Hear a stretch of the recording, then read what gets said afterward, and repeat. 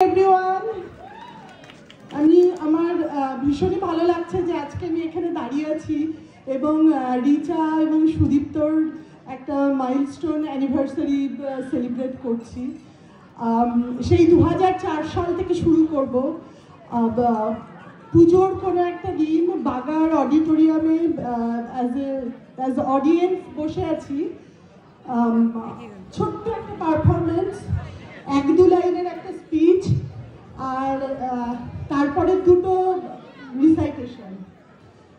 অসাধারণ সেই বাগ্মিতা, সেই গভীরতা, ডিপ থিঙ্কিং, সমস্ত কিছু মিলে অদ্ভুত একটা আকর্ষণ অনুভব করলাম। তখন থেকে ভাবছি আলাপ পরিচয় তো করতেই হবে। খুঁজে চলেছি আমি কল্লোল ওদেরকে। তারপর অনেকক্ষণ বাদে দেখছি ছোট্ট সুরজ দুদিকে বাবা মা হাত ধরে হেঁটে চলেছে। সেই যে ছবিটা সেদিন দেখেছিলাম, সেই ছবিটা এখনো মনের মধ্যে গেঁথে আছে।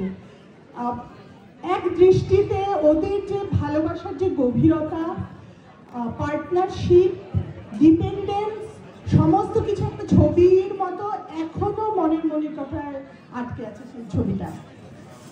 তারপর বহুদিন গেছে, সেই সম্পর্কের গভীরতা বেড়েছে। এবার তখন যে আকর্ষণটা অনুভব করেছিলাম, আমার মনের মধ্যে যেটা মনে হচ্ছিল যে ওদেরকে পূজারিতে ওদেরকে আমাদের পেতেই হবে। এইরকম একটা ফ্যামিলিকে পূজারিতে পেলে পূজারির সাংস্কৃতিক চর্চা আরও উন্নত হবে। তারপরে আমি, বুলবুল, শর্মিলা সবাই মিলে টানা পড়েন ওদেরকে আলটিমেটলি একটা সম্পর্কের জায়গা তৈরি হলো, একটা ভালো লাগার জায়গা তৈরি হলো আর কি। তারপর একদিন হঠাৎ একটা ফোন আসলো, বন্নি তুমি বাড়িতে আছো? হ্যাঁ বাড়িতে আছি, আমি একটু আসছি। রিচা, হ্যাঁ ঠিক আছে এসো। তারপর আসলো, এসে সোফার উপর নিচে বাক্স হাতে নিয়ে সুটকেস হাতে দিয়ে ঢুকছে রিচা। কি হলো রিচা? বলে দাঁড়াও দাঁড়াও বলছি। বলে রিচা বসলো সোফায়, সুটকেসটা খুলে ফেললো, অনেকগুলো শাড়ি। বলে যেটা তোমার পছন্দ বেছে নাও। তাহলে কি হচ্ছে এটা? বলে বন্ধু এটা তো আমি তোমার কাছ থেকেই শিখেছি। যখন আমরা দেশে যাই সমস্ত বন্ধু বান্ধবরা অপেক্ষা করে, ছোট ছোট ভাই বোনেরা অপেক্ষা করে যে দেশ থেকে কিছু আসবে, এটা তো তোমার কাছ থেকে শেখা।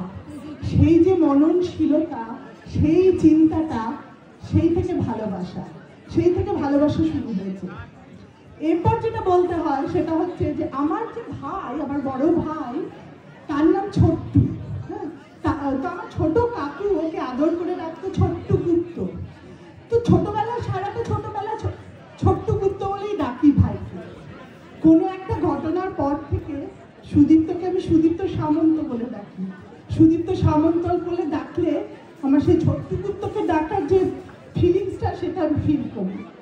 তো এইরকম সম্পর্ক আমাদের সাথে ওদের। তারপর এতগুলো দিন গেছে, ওদের ভালোবাসা, ওদের সম্পর্ক আরো গভীরতা পেয়েছে, আমাদের সম্পর্কও অনেক গভীরতা পেয়েছে।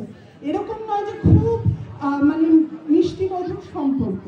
আমার সাথে রিচার সম্পর্ক হচ্ছে টক ঝাল মিষ্টি। হ্যাঁ মানে এরকম অনেকদিন ফোন আসছে না, রিচাকে ফোন করলাম, এই রিচা তোমার কি খবর?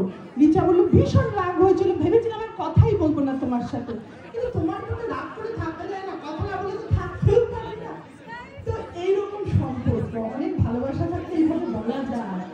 তো আমার সম্পর্কটা সবসময় ভালোবাসার, ওদের উপর কখনো কোনোদিনও রাগ করতে পারি না, কেন জানি না। তো যাই হোক, রিচা, সুদীপ্ত, আজকে সিলভার অ্যানিভার্সারি। প্রার্থনা করি তোমরা দুজনে আরো অনেক দিন একসাথে পথে হাঁটো। আমাদের পূজারি এবং আমাদের এখানকার যে সাংস্কৃতিক চর্চা সেটার আরো উন্নতি হোক। ভালো থেকো তোমরা।